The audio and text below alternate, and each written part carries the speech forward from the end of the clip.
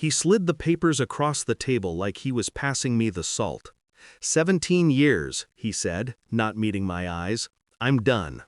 No storm, no shouting, just the scratch of my pen signing his freedom.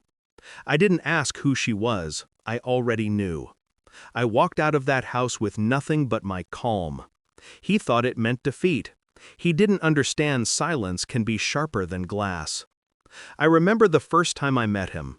Summer air, the sea collapsing against rocks, his laughter spilling too easily. He was magnetic in that reckless way.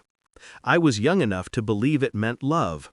We built years together, a home, memories stitched into beach sand and quiet mornings. I believed he was my anchor. But anchors rust, they betray. The cracks showed slowly, late nights at the office, his phone tilted away, cologne that wasn't his. He kissed me less, spoke to me like a colleague. I knew long before he had the courage to say it out loud. And yet I stayed still, because I had already chosen my battlefield. The message appeared by accident. A slip of his hand left his phone on the counter. Dinner at our spot. Can't wait to be yours fully.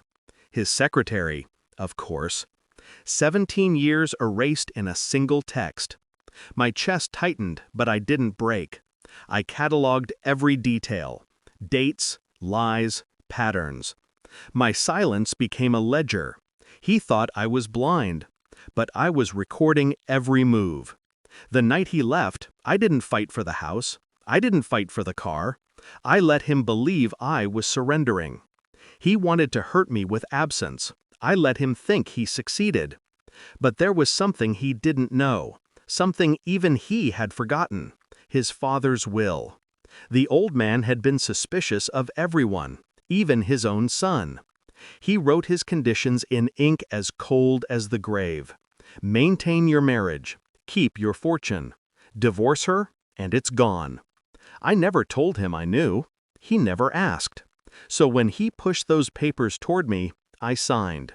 Quietly, willingly, and with every stroke of my pen, I tightened the noose he had looped around his own neck. Months passed. I heard whispers of his new life. A house near the beach we once loved. Lavish parties. His secretary dangling on his arm like a prize he thought he deserved. The invitation came through mutual friends. Not for me, of course. But news travels fast when men want to flaunt their trophies. An engagement party, at the very same beach where he once promised me forever. That night, I dressed simply. No sequins, no mask of desperation. Just calm. Calm can be terrifying when it hides fire. I carried an envelope in my bag. Thin, harmless, but heavy with truth. The party glittered with rented joy. Champagne, strings of lights swaying in the salt air. He stood at the center, swollen with victory. She clung to him, the secretary turned fiancé, her smile rehearsed for cameras. He saw me as I approached. Shock flickered across his face, then arrogance smoothed it out. He thought I came to beg. I smiled. A calm, sharp smile. "Congratulations," I said, handing him the envelope. My voice carried just enough to hush the chatter around us. He frowned, tearing it open. His eyes scanned the words. I watched the blood drain from his face, watched the ground tilt beneath him. His fiancée leaned in, curious.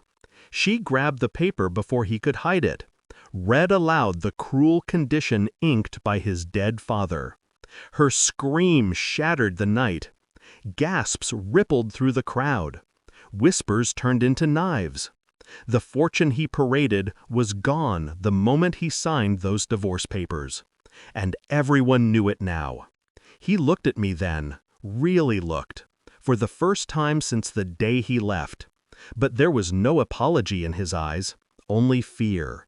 Fear of being stripped bare. I didn't gloat. I didn't need to. The silence of 17 years had spoken for me. I turned and walked away, leaving him standing in the ruins of his own making. The sea roared behind me, the same sea where he once promised love. Promises wash away.